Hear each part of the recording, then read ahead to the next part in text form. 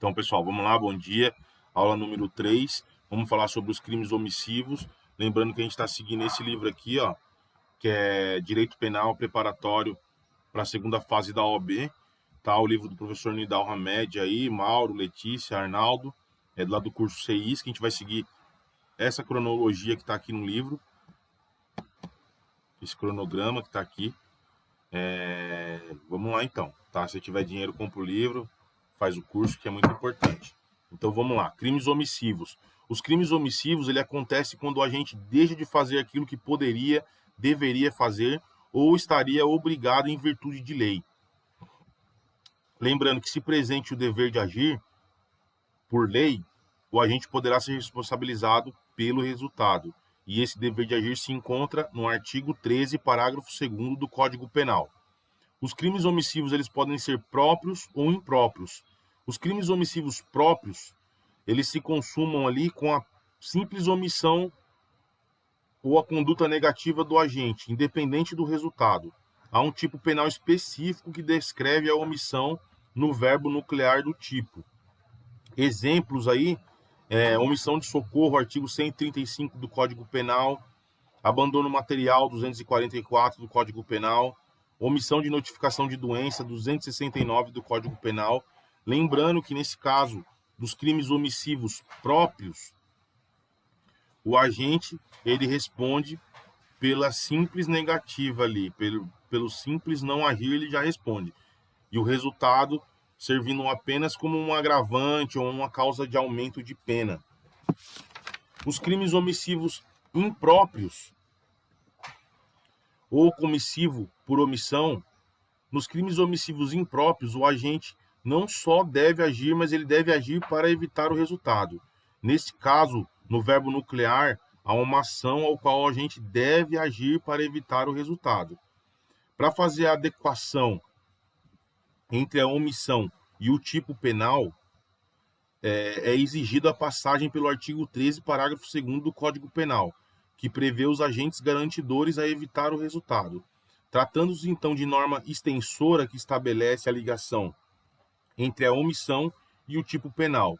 No entanto, deve-se observar alguns pressupostos aí para a possibilidade de agir e o dever de agir. Quais são as possibilidades aí? Quais são os pressupostos? 1. Possibilidade real de agir. A possibilidade real de agir nada mais é que o poder agir. Exemplo, é um médico plantonista que está lá fazendo o seu plantão, fazendo um atendimento de emergência, de repente surge uma outra emergência ao qual ele não pode fazer nada, e a pessoa acaba morrendo ali, ou acontecendo pior. Ele não vai ser responsabilizado, mesmo tendo o dever de agir, porque não existia possibilidade real de agir, né? Tem um outro exemplo que eu gosto muito também aí, que é o caso que vai se enquadrar aqui até numa outra figura aqui, dos crimes omissivos impróprios, que é o garantidor. Tem uma questão aí, provavelmente quem está fazendo os estudos vai ver essa questão. O cara chega lá, garante, fala, não, pode deixar seu filho aqui que eu vou olhar ele. Aí o menino vai lá, cai na água, e o pai vê tudo aquilo, só que ele fica trancado no banheiro, então ele também não pode responder. Quem vai responder é o garantidor que garantiu ali que ia cuidar do menino, e o pai não vai porque ele fica trancado no banheiro. Então não existe a possibilidade dele sair, apesar de ele estar vendo tudo que está acontecendo, ele não consegue sair e ir lá fazer o resgate do seu filho. Então existe esse primeiro caso aí, né? Quem tem um dever legal de agir, no caso também dever legal de agir o pai, a mãe, que se responsabiliza aí pelos cuidados do filho aí legalmente, né?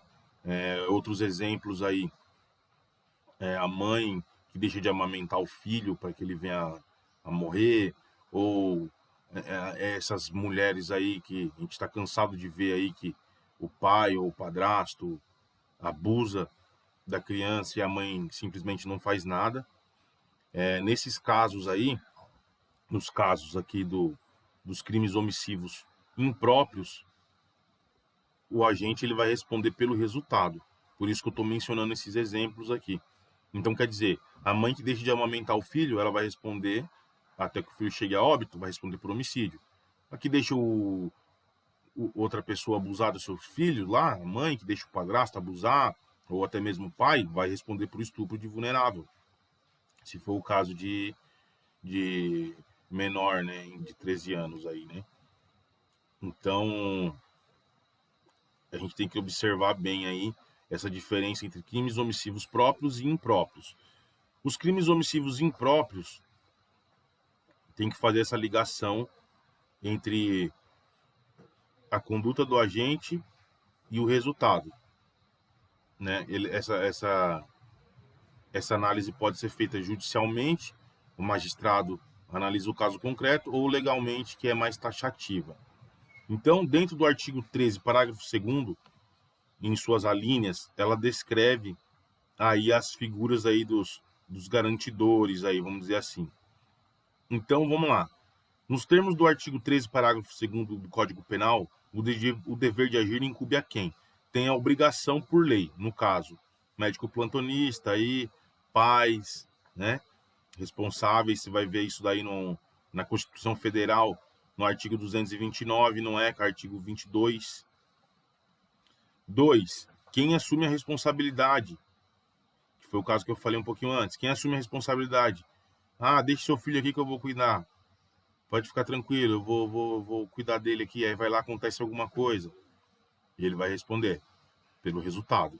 E 3, com o comportamento gera o risco. O agente que com o seu comportamento gera o risco, ele tem a obrigação de agir para evitar o resultado.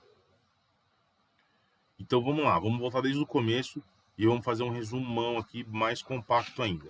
Crimes omissivos. Quando o agente deixa de fazer aquilo que poderia, deveria ou está obrigado por lei. Os crimes omissivos, eles são próprios e impróprios. Os próprios, aquele que está descrito no verbo nuclear do tipo, que com a simples omissão está consumado o crime, sendo um resultado apenas uma agravante ou uma causa de aumento de pena. Exemplo, omissão de socorro, 135 do Código Penal, ou abandono material, 244 do Código Penal. Os crimes omissivos impróprios são aqueles que devem agir para evitar o resultado. Então, quais são os pressupostos aí de admissibilidade para esses casos? Eles podem ser a possibilidade real de agir, que ela vai ser definida como legalmente ou judicialmente. Judicialmente, o magistrado ele vai fazer adequação ao caso concreto. Legalmente, ela é mais taxativa, um rol mais taxativo. E quais são as hipóteses aí de crimes omissivos impróprios? 1. Quem tem a obrigação por lei, no caso dos pais responsáveis aí, artigo 229 da Constituição Federal, ECA, artigo 22. 2. Quem assume a responsabilidade. Ah, deixa seu filho aqui que eu vou cuidar dele. Aí vai lá e acontece o pior. E 3. Quem com um comportamento gera o risco, fica obrigado a evitar o resultado. Beleza? Então, ficou bem compacto, é isso, tá? Os crimes omissivos e sua relevância causal. E não esquece, aqui, ó, estamos seguindo o cronograma desse livro aqui do professor Nidal, certo? Professor Mauro, professora Letícia, professor Arnaldo, lá do CEISC. E a próxima aula vai ser o princípio da insignificância. Então é isso. Se tiver dinheiro, compra o livro, compra os materiais, faz o curso.